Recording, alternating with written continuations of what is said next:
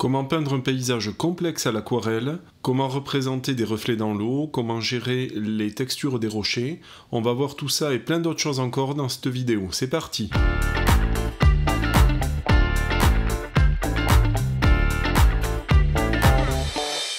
Commençons par parler un petit peu des lieux. Nous nous trouvons dans les Pyrénées-Orientales sur la commune de Beaucaire, aux alentours de 1600 mètres d'altitude, dans un endroit surnommé le Petit Canada en raison de sa ressemblance avec les paysages du Canada. C'est un lieu que j'avais déjà présenté sur la chaîne avec une vidéo de peinture en pleine nature, et aujourd'hui c'est un atelier à travers cette photo que je vais traiter le sujet. Donc on va avoir l'occasion de tester la différence entre ces deux approches, celle de la peinture en plein air et de la peinture en atelier.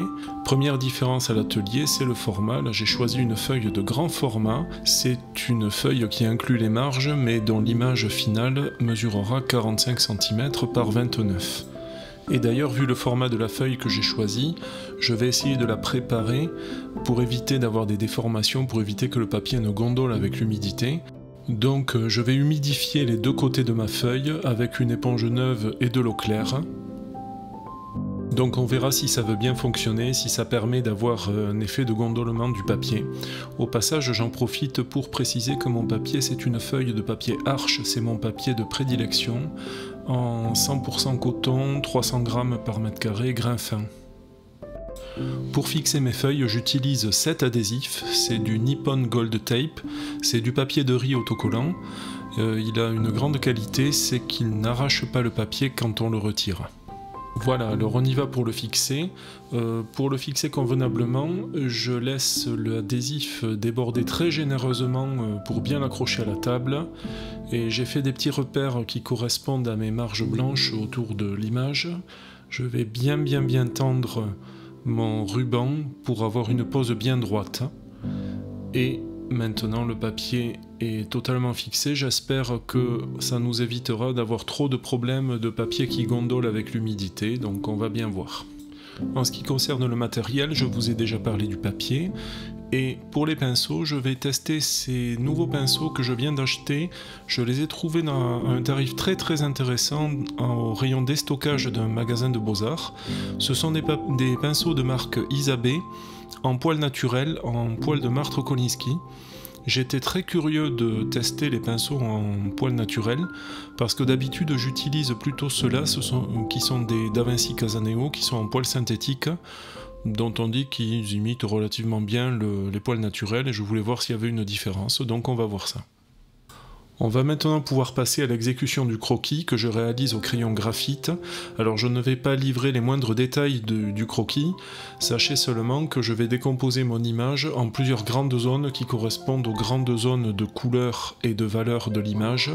D'abord le ciel, ensuite la forêt au loin, la prairie, également l'eau avec ses différentes zones, la zone d'ombre, la zone bleue, la zone grise, la zone ocre et la zone brune. Comme vous pouvez le voir, je prends des repères avec des règles pour situer ces différentes zones au bon endroit sur ma feuille par rapport à l'image de référence. Et ensuite, les éléments qui vont être vraiment détaillés, vraiment dessinés, ce sera les rochers, également les arbres isolés à droite et à gauche. Et c'est à peu près tout, le reste se fera directement sur la feuille au moment de la peinture. Et nous commençons justement la partie peinture. On va commencer par le ciel. Donc je mouille toute la zone du ciel avec de l'eau claire. Pour cela, j'allume au préalable une lampe à contre-jour qui me permet de bien voir quelles sont les zones que j'ai humidifiées. Comme vous pouvez voir à l'image, j'utilise un grand pinceau plat, un spalter, qui n'est pas du tout spécifique à l'aquarelle, pour bien couvrir la zone à mouiller. Et pendant que le papier s'imprègne un petit peu, je vais commencer à préparer ma couleur. Je prépare un bleu à partir d'un bleu de cobalt, mais qui est également mélangé avec ce qu'il y avait au fond de ma palette. Et je fais des tests sur un papier pour voir un petit peu le rendu. C'est surtout le ratio entre l'eau et les pigments que je veux évaluer, de façon à ne pas avoir un mélange trop puissant au départ et pouvoir monter en puissance si le besoin s'en fait sentir. J'ai également préparé un gris parce que le ciel n'est pas uniformément bleu, hein, il y a beaucoup de nuages dans ce ciel. Allez, haut les cœurs et on y va pour la peinture. Là pour l'instant j'utilise mon pinceau Isabey numéro 10 et en première impression je peux dire qu'il est tout à fait agréable à utiliser. On verra si l'impression se confirme dans la suite du travail. Et je vais à présent commencer à sculpter en quelque sorte les nuages dans le bleu en utilisant ma technique habituelle, à savoir absorber avec un essuie-tout propre la peinture bleue pour créer des nuages à l'intérieur de celle-ci. C'est une technique que j'avais présentée dans un tutoriel comment peindre un ciel nuageux qui avait rencontré pas mal de succès à l'époque. C'est la vidéo de ma chaîne qui a le mieux marché jusqu'à présent. Et puis je vais maintenant revenir avec un peu plus de couleur parce que on sait très bien que l'aquarelle en séchant devient beaucoup plus pâle. Donc je vais augmenter un petit peu l'intensité de mon bleu en faisant une seconde couche directement dans la première couche humide. Et puis une fois le bleu à peu près en place, je vais passer aux zones grises. Alors pour les gris, il y aura beaucoup de gris dans ce tableau. Il faut rappeler qu'un des moyens d'obtenir un gris sans utiliser une couleur pure, c'est de mélanger du bleu outre-mer français et du terre d'ombre brûlé.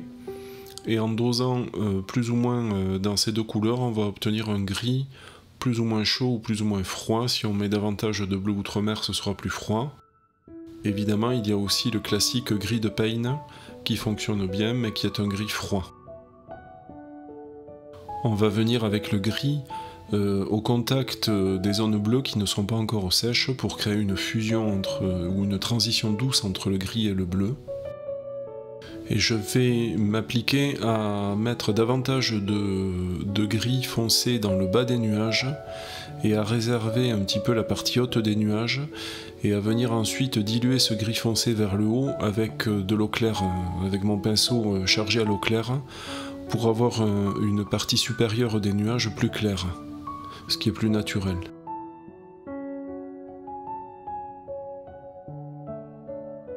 Et toujours dans cette idée d'avoir une partie inférieure des nuages plus sombre, je vais rajouter dans mon gris un petit peu de teinte neutre et je vais revenir appliquer de cette couleur plus foncée sur la partie basse des nuages gris.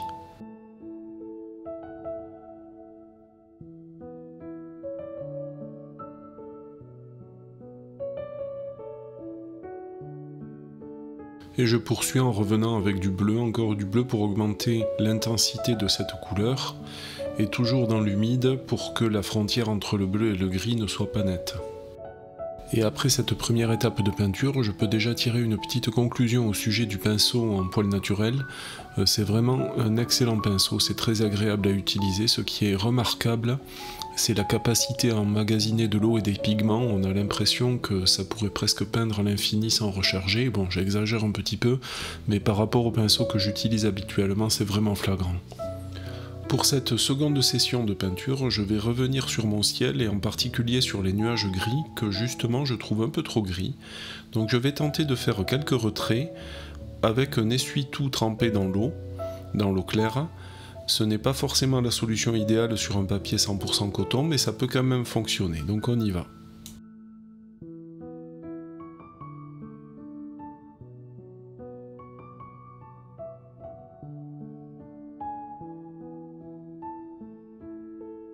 Il y a une autre possibilité, c'est de faire des retraits avec un pinceau. Pour cela, j'utilise un pinceau synthétique, une brosse très ordinaire, à poil assez dur. Je la trempe dans l'eau et je viens frotter les zones sur lesquelles je veux faire le retrait. Ensuite, j'essuie le pinceau sur un essuie-tout. Alors en parallèle de ces techniques pour estomper les nuages gris, il y a une autre technique pour rendre les nuages moins présents, c'est de rendre le ciel bleu plus bleu. Donc je vais revenir sur mon bleu du ciel.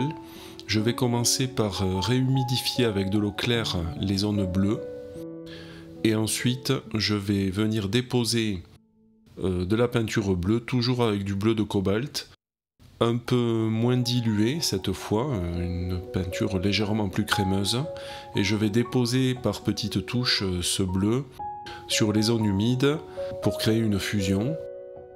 Et ensuite je viendrai estomper les contours avec un pinceau rincé à l'eau claire pour avoir une fusion parfaite. Alors le ciel étant maintenant achevé, je vais continuer la peinture par la zone de reflet dans l'eau, la zone grise et bleue dans l'eau. Pourquoi je m'attaque à cette zone? Parce que je vais réutiliser les mêmes couleurs que pour le ciel. Donc j'utilise ce qui est sur ma palette avant de le compromettre avec d'autres couleurs. Cette zone étant relativement grande, je vais utiliser un nouveau pinceau que je viens d'acquérir, toujours en poil de martre Koliński naturel, d'Avency en taille 16.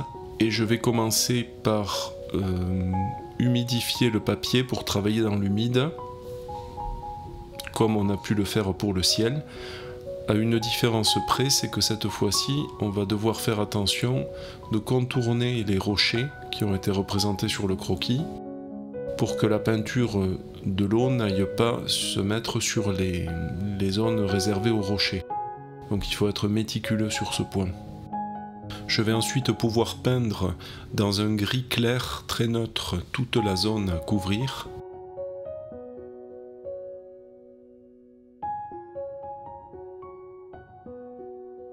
Et ensuite, je vais venir déposer des touches plus foncées, de gris plus soutenu, et même à la fin des touches brunes. Alors on n'est pas dans un travail d'extrême précision,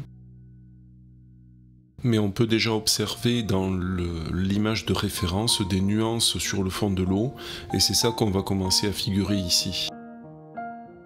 Pour la partie bleue, rien de particulier, on va simplement appliquer le bleu dans la zone qui lui est réservée. Il faut faire simplement attention à la dilution de la peinture pour ne pas avoir un bleu plus puissant que le ciel.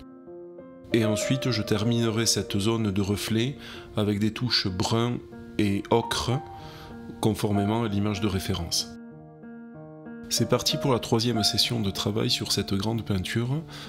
Alors vous allez pouvoir constater au travers de cette vidéo qu'il est tout à fait possible de travailler en plusieurs étapes sur une aquarelle.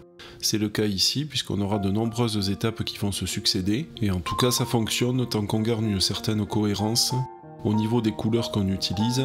C'est ce que j'avais fait aux étapes précédentes en conservant des couleurs sur ma palette et également en fonctionnant par grandes zones de couleurs et de valeurs. Je commence ici par des petites retouches pour adoucir les contours de ma zone bleue avec un essuie-tout humide. Et je vais ensuite ajouter un petit peu de couleur pour rendre certaines zones bleues un petit peu plus présentes. Ceci étant fait, je vais maintenant m'atteler à cette partie de la rivière.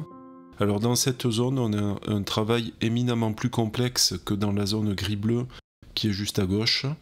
En effet, nous avons à la fois du détail avec des ombres d'arbres relativement précises et aussi de grandes zones plus floues. Il va falloir utiliser deux couleurs pour l'essentiel. Je vais utiliser du ocre jaune, pratiquement pur, et également du terre d'ombre brûlé, mais auquel j'ajoute plus ou moins de bleu outre-mer, de façon à obtenir un brun plus ou moins foncé. Plus on met du bleu outre-mer, plus il sera foncé, on peut même aller vers les gris. Je commence par la partie centrale, en peignant avec un pinceau relativement fin et une couleur relativement sombre, le contour inférieur des rochers. Et rapidement, je vais commencer à représenter l'ombre des sapins.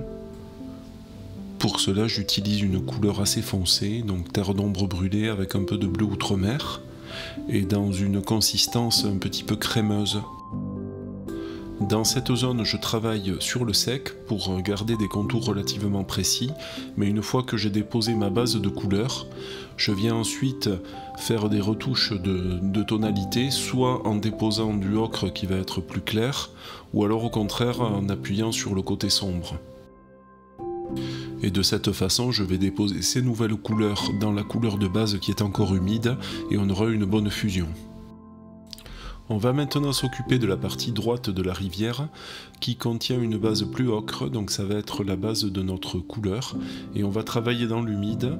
Au préalable, je vais donc mouiller le papier avec un pinceau, au début avec un tout petit pinceau pour être précis, et ensuite avec un spalter assez étroit, C'est là qu'il faut faire attention à bien contourner les rochers ou à éviter les zones qu'on ne veut pas peindre. Ensuite, je vais peindre à la façon d'un grand lavis toute la zone avec du ocre jaune pur.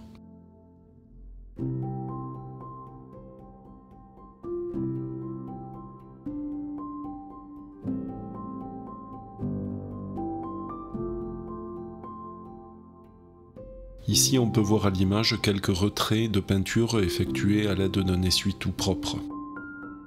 Et puis dans cette base ocre jaune, tant qu'elle est humide, je vais venir rajouter des touches de terre d'ombre brûlée pour représenter les zones plus sombres du lit de la rivière et également le reflet des troncs d'arbres, des sapins qui seront sur la partie droite de l'image.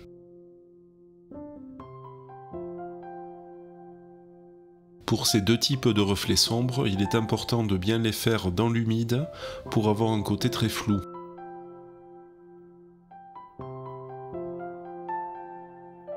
Pour continuer, et après avoir observé un petit temps de séchage partiel de la peinture, je vais revenir pour donner des détails avec une couleur plus sombre.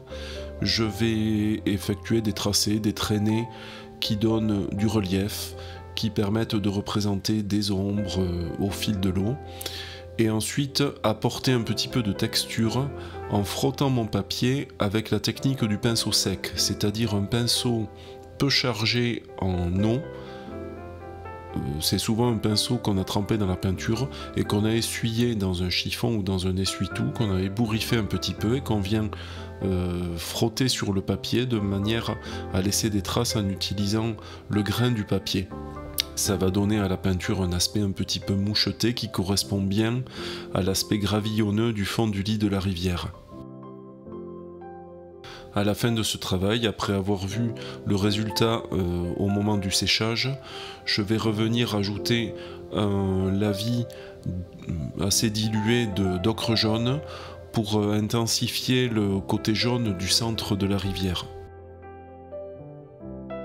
Et bien voilà, il faudra sans doute faire quelques retouches ultérieurement, mais l'essentiel de cette partie de la rivière est maintenant en place. On va pouvoir se consacrer dans la suite aux autres parties du tableau.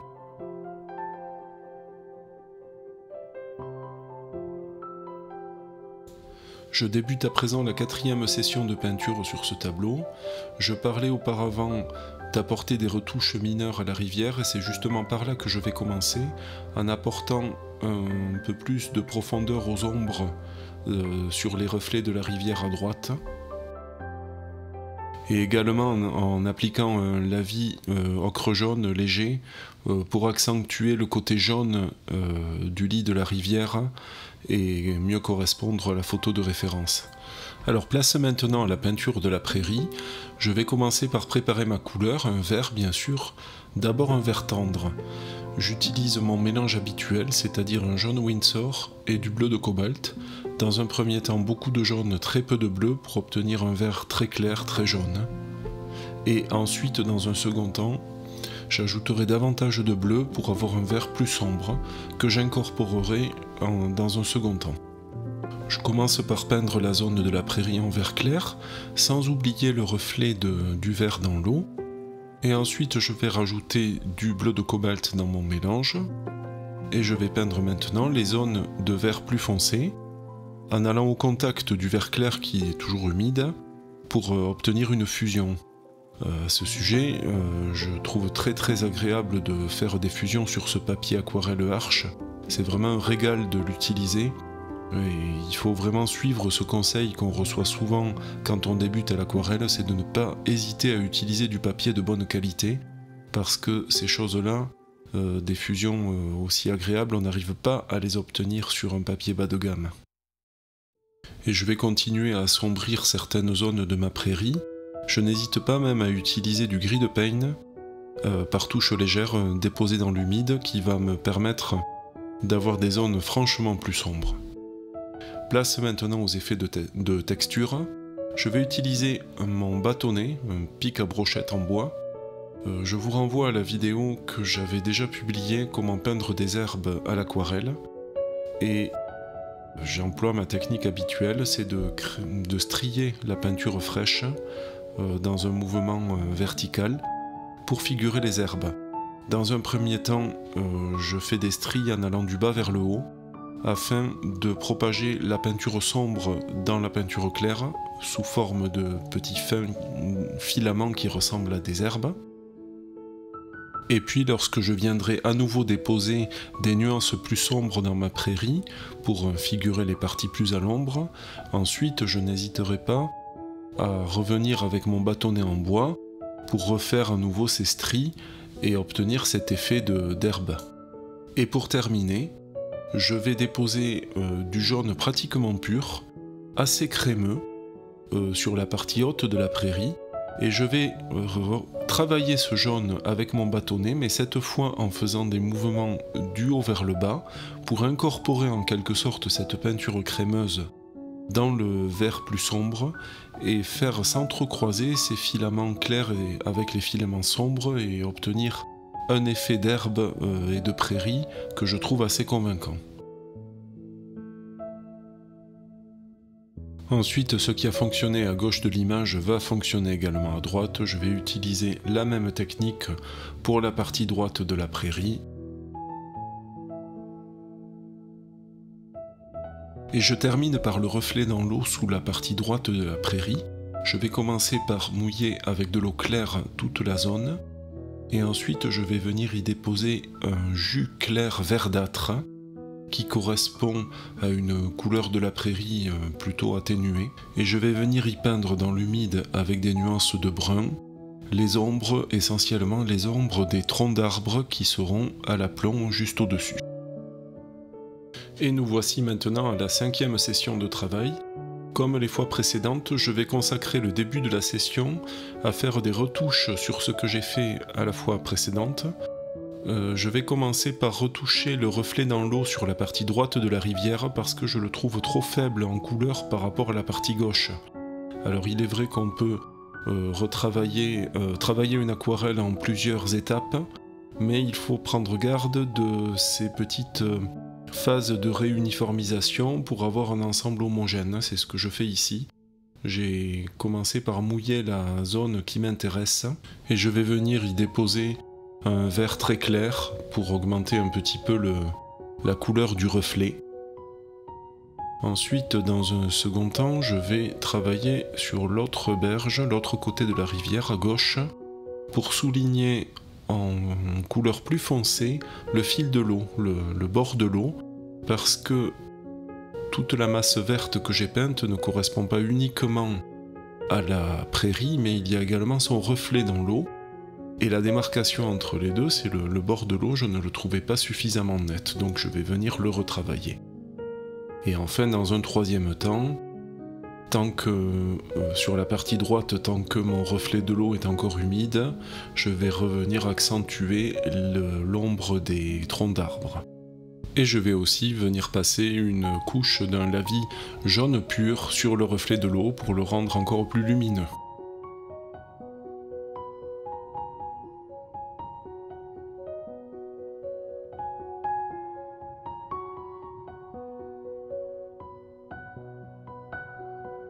Et nous allons pouvoir maintenant commencer à peindre la forêt au loin.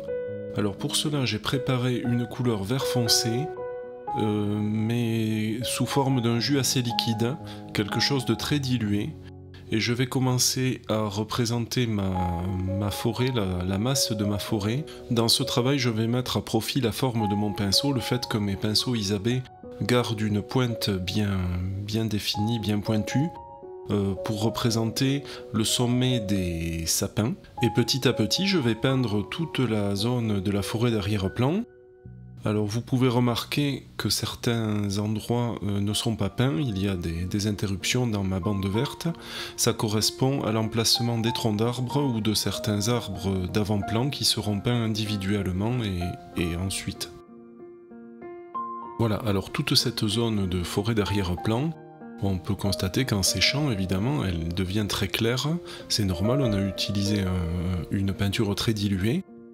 Néanmoins, ça constitue déjà une base sur laquelle on va pouvoir revenir peindre avec des couleurs plus soutenues. Ça me donne également un repère visuel qui correspond à l'implantation de la forêt et qui délimite un petit peu les différentes zones. Je vais donc préparer une nouvelle couleur, un vert foncé, un vert sapin, à base de jaune Windsor, bleu de cobalt, et j'incorpore également un peu de gris de Payne pour avoir quelque chose de plus foncé. Je vais tester ma couleur sur un papier de brouillon, et je vois que c'est pas mal du tout, donc je vais pouvoir commencer à peindre.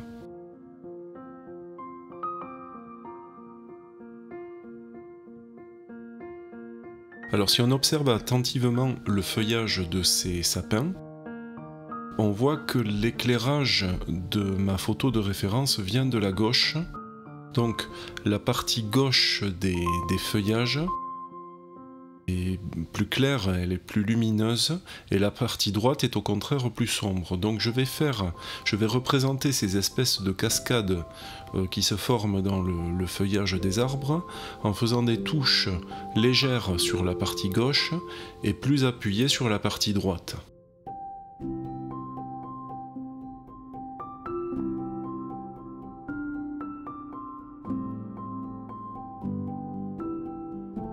Par suite, on viendra avec de la couleur plus foncée, chargée davantage en gris de Payne, pour appuyer sur les ombres et surtout donc dans la partie droite. Voilà, alors j'ai peint une première portion de ma forêt d'arrière-plan, mais je trouvais que le résultat était assez statique et presque même un peu gouaché parce que j'ai utilisé de la peinture quand même assez épaisse. Alors pour y remédier, j'ai décidé de venir avec un tout petit pinceau déposer de petites gouttes d'eau dans mon feuillage, ce qui va me permettre à la fois de faire des mini-retraits en essuyant un petit peu de peinture et en frottant le pinceau sur un essuie-tout, mais je vais pouvoir également laisser travailler ces gouttes d'eau qui vont opérer une dilution et une petite auréole. Souvent les auréoles à l'aquarelle dans un lavis uniforme, en tout cas c'est ce qu'on veut absolument éviter, et là au contraire je viens les provoquer. Ça va donner des petites gouttes floues dans mon feuillage qui vont donner une impression d'aération et de respiration, et au final j'aime bien ce rendu. Et à ce moment-là, je vais peindre un des éléments importants de la forêt d'arrière-plan. C'est un arbre qui se détache sans être pour autant un arbre principal de l'image. Il est situé pile au milieu, un petit peu en avant de ce rideau d'arbres uniforme.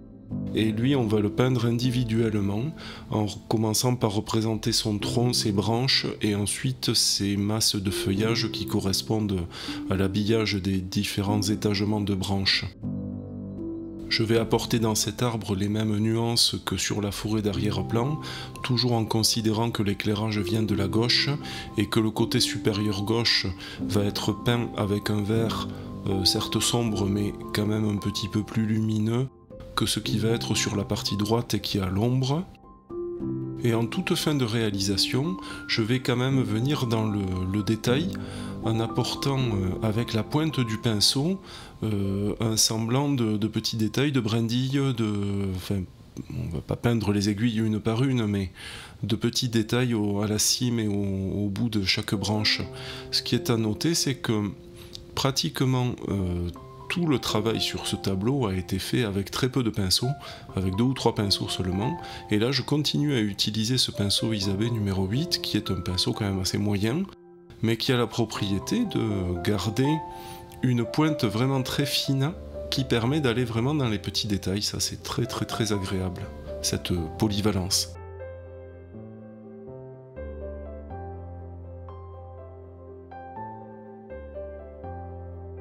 On continue avec la 6e session. Le travail reste le même, je passe en accéléré. La technique est exactement la même. La seule chose à laquelle il faut prendre garde, c'est de conserver suffisamment de couleurs sur sa palette pour pouvoir reprendre là où on en était sans qu'on ne voit une différence de teinte.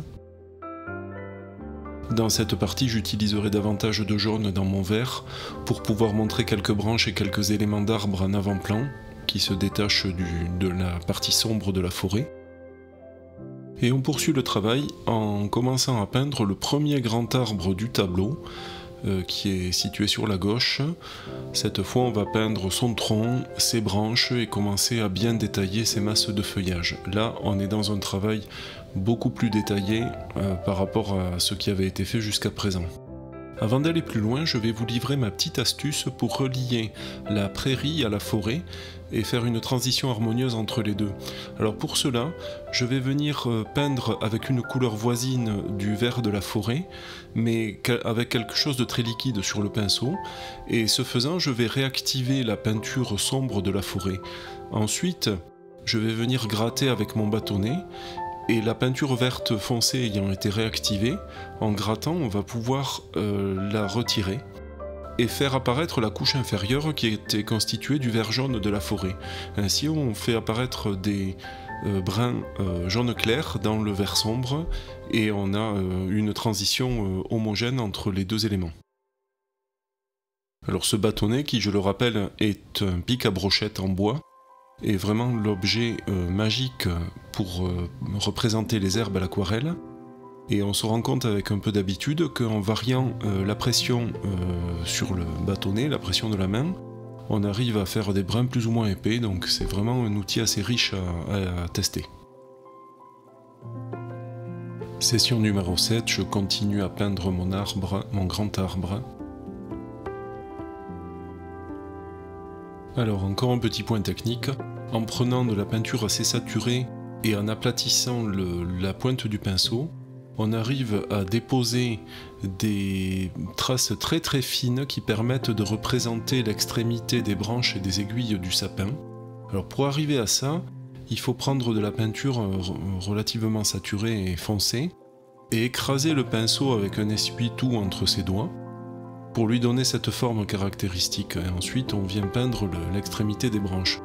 Comme vous le voyez, la technique pour peindre les branches de sapin plus détaillées, c'est de faire d'abord les masses principales dans un vert moyennement foncé, avec des touches un petit peu cotonneuses, et ensuite de venir apporter du détail comme je suis en train de le faire à l'écran, et aussi d'apporter des parties plus sombres sur la partie inférieure des branches.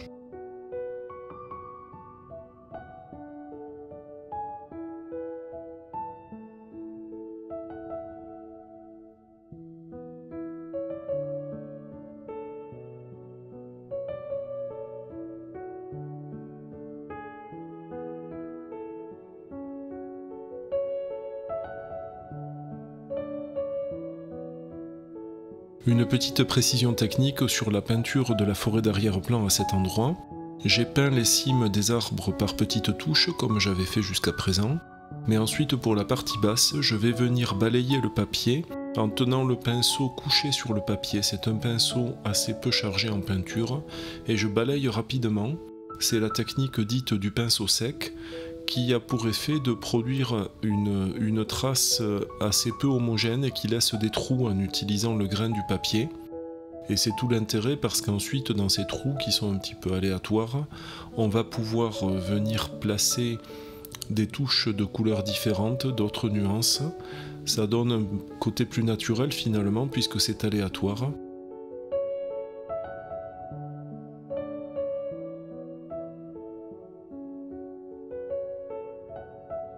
Et il ne me restera plus qu'à finir mon travail en connectant mes nouvelles touches de couleurs à la cime des arbres en reprenant les volutes ou les cascades de feuillage dont on avait parlé précédemment et en connectant également la base des sapins avec la prairie en utilisant la technique du bâtonnet qu'on avait vu aussi tout à l'heure.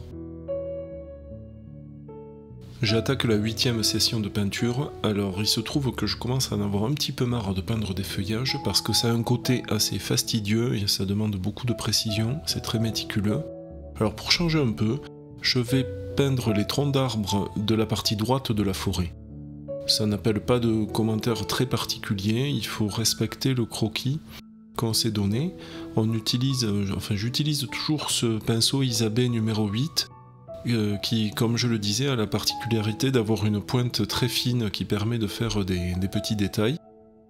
Et je progresse sur le tableau du centre vers la droite, étant donné que je suis droitier, ça me permet d'appuyer ma main sur le papier, sur des zones où je ne suis pas encore passé avec la peinture.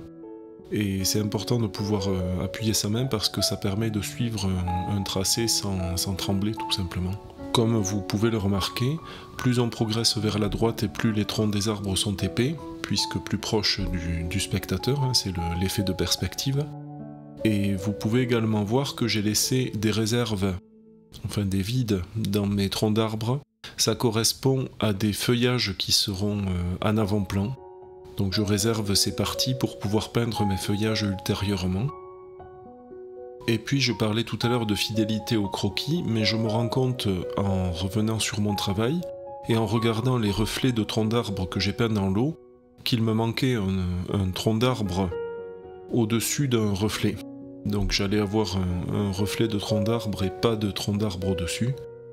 Et je vais y remédier en peignant, en rajoutant un tronc d'arbre qui n'était pas prévu au départ.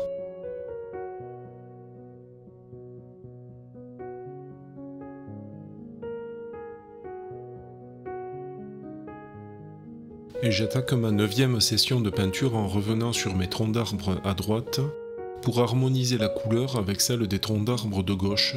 En effet, je me rends compte après séchage que la couleur que j'ai donnée aux troncs d'arbres de droite est nettement plus froide que celle de gauche, donc je reviens faire un nouveau glacis par-dessus pour rectifier ce petit détail.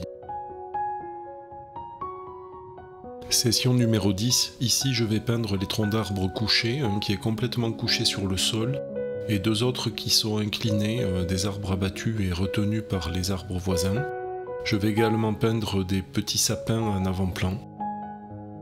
11e session de peinture, je poursuis mon travail avec le feuillage. Encore le feuillage, c'est vraiment la partie la plus longue dans ce tableau. Je la passe fortement en accéléré parce que la technique a été expliquée et que ça ne sert à rien de la détailler encore davantage. Quoi qu'il en soit, j'ai consacré beaucoup de temps à cette partie du tableau et je tenais à m'excuser de vous présenter une image qui bouge comme ça. J'ai des problèmes de stabilité de ma caméra, j'essaierai de faire mieux la prochaine fois, désolé.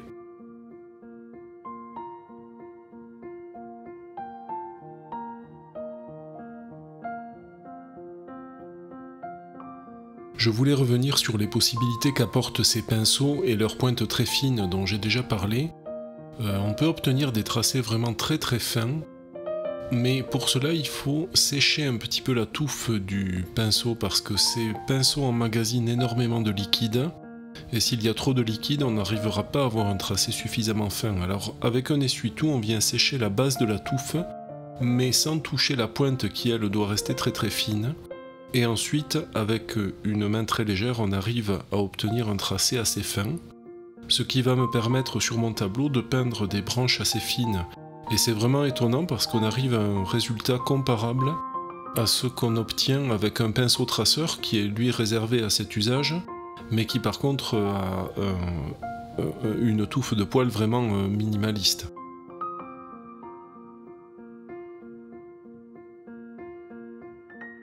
13e session de travail, je vais d'abord peindre le sol au bas des grands arbres dans un lavis ocre jaune uniforme, et ensuite je vais commencer à peindre des masses de branchage et de feuillage sur les endroits des troncs d'arbres où j'avais laissé un creux et un vide que je remplis maintenant. J'avais anticipé. Alors au début, tant que ces feuillages sont seuls, on a l'impression qu'ils flottent un peu au milieu de nulle part, mais je vais les incorporer dans le décor en peignant l'arrière-plan autour dans une teinte brun beaucoup plus sombre parce que c'est une zone qui représente le couvert du feuillage. Je fais attention quand même de laisser des trous pour laisser filtrer la lumière. On arrive à la 14e session de travail, on va intervenir sur la zone du sol au pied des grands arbres. Je vais peindre les ombres des arbres et les parties sombres. J'ai préparé une peinture brune assez foncée et je vais peindre d'abord les ombres des grands troncs d'arbres en donnant des coups de pinceau assez rapides, assez nerveux, et en faisant attention de bien les donner tous parallèles les uns par rapport aux autres à chaque fois qu'il y a un tronc. Et ensuite, partant de ces ombres, de ces traits qui sont tous orientés dans le même sens, je vais tracer des ombres qui s'entrecroisent, qui correspondent aux ombres des branches des arbres. Après maintenant un petit peu sur le sol au pied des grands arbres. Dans le but d'apporter un petit peu de texture à ce sol, je ne vais pas me hasarder à des projections parce que c'est une technique que je maîtrise assez mal et je n'ai pas envie d'en mettre partout et de ruiner mon tableau. Donc je vais pour le moment délaisser mon pinceau de luxe Isabey et je vais le remplacer par un pinceau tout pourri, un pinceau synthétique très bas de gamme que j'utilise pour faire des retraits, qui est particulièrement usé, c'est une brosse très très nerveuse, qui va être très efficace dans ce cas-là. Il suffit de tapoter verticalement, donc on utilise le pinceau assez sec, et on va venir tapoter en tenant le pinceau bien debout à la verticale, et couvrir toute la zone. Ça va donner un petit côté moucheté qui sera parfait pour représenter un petit peu la structure sablonneuse du sol.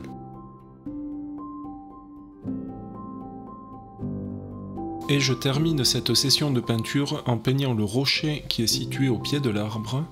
Alors je vais commencer par le peindre avec un gris chaud, légèrement brun, et vous pouvez remarquer que je ne peins pas le sommet du rocher qui est éclairé par le soleil. Je vais à ce moment-là essuyer mon pinceau, le rincer et l'essuyer, et alors qu'il est très légèrement humide, venir passer sur le sommet pour diffuser très légèrement la peinture mais garder un aspect clair en haut. Ensuite, après un petit temps de séchage, je reviendrai avec un mélange plus foncé et surtout plus crémeux pour appliquer les ombres. Il s'agit de représenter les ombres projetées par les branches et le feuillage, donc on a des ombres qui s'entrecroisent un petit peu et qui forment ce motif là un peu géométrique. Dernière retouche avec une nouvelle couche de peinture foncée sur les ombres des troncs d'arbres pour les rendre encore un peu plus sombres. Et ainsi s'achève cette zone du tableau. On peut dire à présent que la zone de la forêt est terminée. C'est vraiment la zone sur laquelle j'aurais passé le plus de temps. Alors j'ai coupé et accéléré de nombreuses parties de la vidéo pour ne pas trop la rallonger, mais c'est vraiment cette partie du tableau qui aurait été la plus longue à réaliser parce qu'il y avait un côté très méticuleux. Et pour cette 15e session, je vais enfin pouvoir sortir de la forêt et revenir travailler sur la rivière, sur la partie la plus éloignée de la rivière. Alors dans un premier temps, je vais commencer par estomper les reflets au moyen d'un essuie-tout mouillé, et je viens frotter comme ceci pour adoucir les contours. Et ensuite, je vais pouvoir peindre le lit de la rivière dans une teinte ocre clair, ocre jaune clair, un lavis assez dilué. Et dans ce lavis, je vais venir déposer des taches de peinture plus crémeuses, plus foncées. Il y aura des taches verticales qui correspondent aux reflets des troncs d'arbres et des taches horizontales ou obliques qui correspondent aux traînées au fond de l'eau et qui suggèrent le mouvement de l'eau. Pour cette 16e session de peinture, je vais peindre le tronc d'arbre mort couché sur la rivière. Alors la technique est bien rodée. Je vais commencer par le peindre dans une teinte brun ocre très clair, très liquide. Et ensuite je vais venir avec de la couleur plus foncée, peindre le dessous du tronc, puisque le dessous est à l'ombre, directement dans l'humide. Et ensuite, au fur et à mesure que la peinture sèche, je vais venir apporter des détails, des stries, de la texture avec une peinture plus foncée et plus crémeuse. Alors nous arrivons maintenant à un des moments que j'ai trouvé les plus intéressants dans cette réalisation, c'est la peinture des rochers. Intéressant au niveau de la texture. J'ai commencé par utiliser de la cire de bougie que j'ai appliquée sur le rocher pour créer des réserves. Et ensuite j'ai peint le rocher dans un gris uniforme. Puis sur ce gris humide, je vais venir apporter des nuances, du gris plus sombre et aussi des nuances brunes, ocre. Au niveau des gris, je rappelle qu'on les obtient en mélangeant une teinte de terre d'ombre brûlée avec du bleu outre-mer. C'est une bonne technique pour obtenir le gris. En faisant varier la proportion des deux couleurs, on va obtenir un gris plus ou moins chaud ou plus ou moins froid.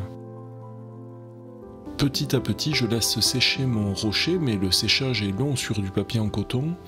Donc on a le temps de travailler, de venir apporter des nuances.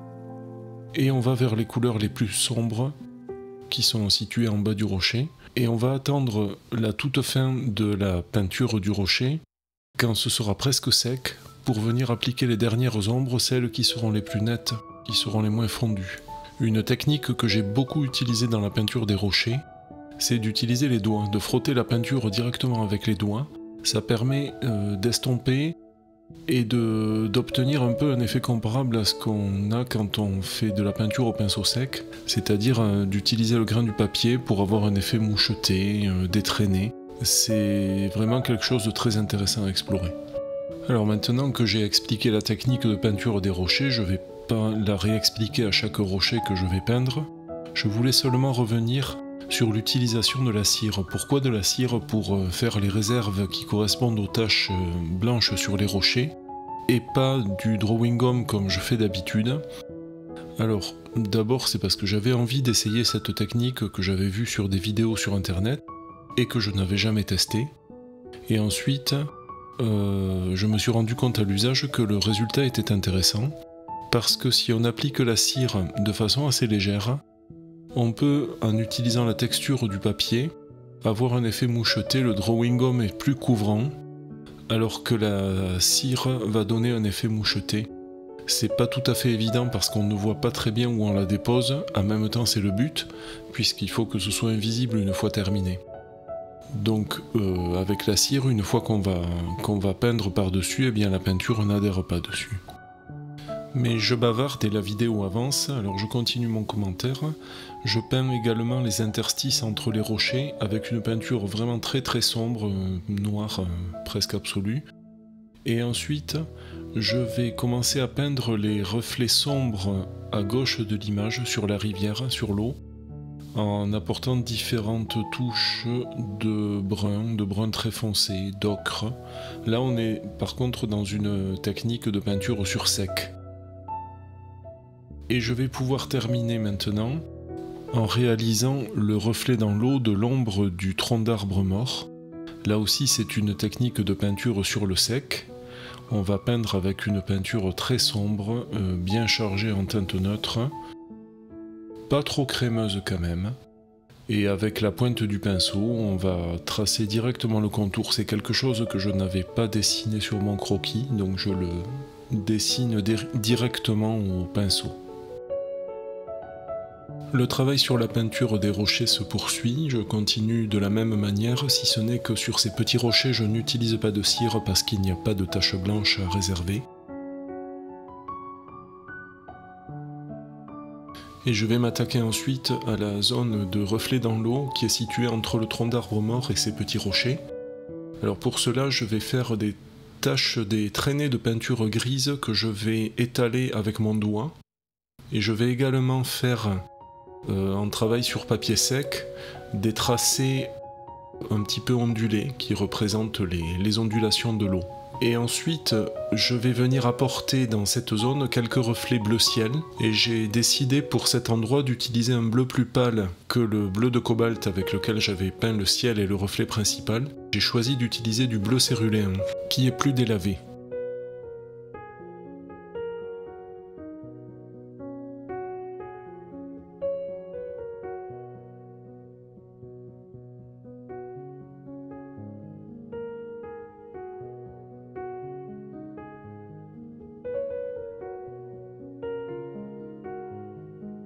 Dans cette étape, je vais réaliser les reflets des trois rochers qui sont au centre de l'image.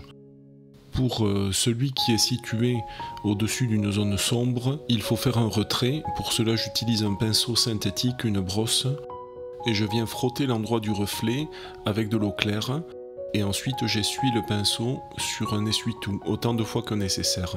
Par contre, pour les rochers qui sont dans la zone claire, là je peins avec un gris clair directement. Les autres rochers sont peints avec la technique habituelle. À noter que ceux du centre de l'image sont d'une couleur différente, ils sont beaucoup plus brun-rouge. Je vais maintenant passer à la réalisation de l'ombre des arbres à gauche de l'image dans des tons très sombres. Je me fie à la photo de référence, l'idée est d'utiliser des tracés ondulés pour représenter les ondulations de l'eau. Voilà, mon tableau est pratiquement achevé. Mais je me rends compte à présent, en comparant avec la photo de référence, que cette zone-là est un petit peu vide. En réalité, les rochers que j'ai placés ici sont un petit peu trop au centre de l'image. Donc je vais prendre la décision de rajouter un rocher qui ne figure pas sur la photo ici.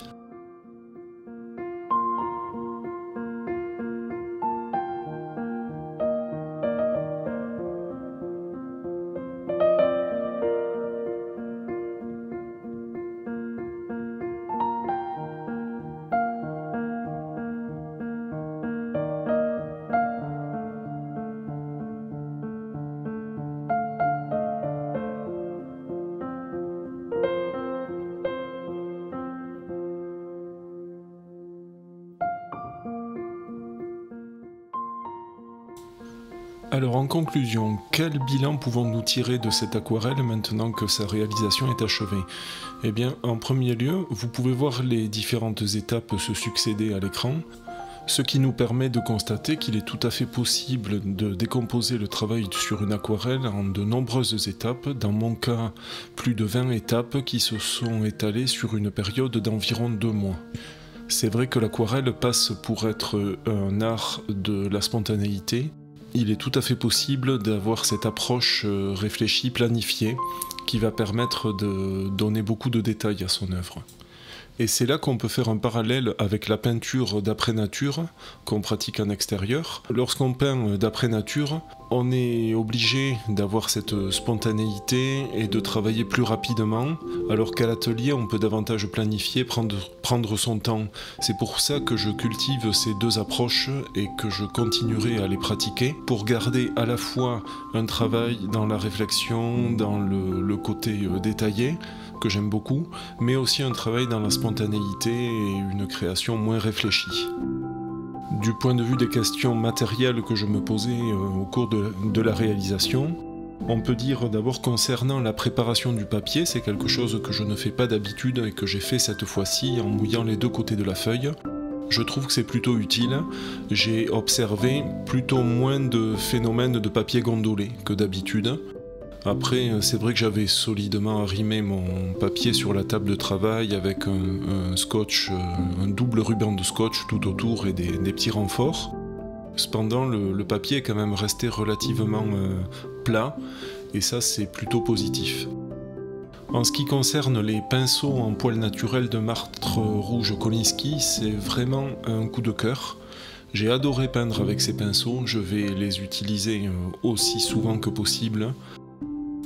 Alors toute considération sur le bien-être animal mis à part, il faut quand même reconnaître que le pouvoir de rétention d'eau et de rétention des pigments est vraiment énorme et incroyable, à tel point que parfois on s'en trouve piégé quand on n'est pas habitué à ces pinceaux.